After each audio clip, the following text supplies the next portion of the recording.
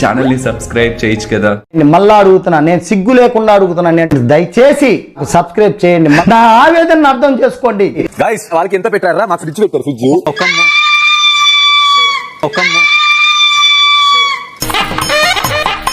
కుక్క ఏంతనట్టు ఆ సౌండ్ ఏమిట్రా? మా లగ్జరీ బడ్జెట్ వచ్చింది. కాదమ్మా, ఇది మనం కాపాడలేము. 3 days లో ఫినిష్ చేసేయాలి. నా రక్తం తాగేవే. అయిపోయింది అంటే తాగేస్తుంటే అయిపోక ఏమవుతుంది మరి? నిన్ను పోషించేలాగా నా జీవితం మఠాష్ అయిపోతుంది.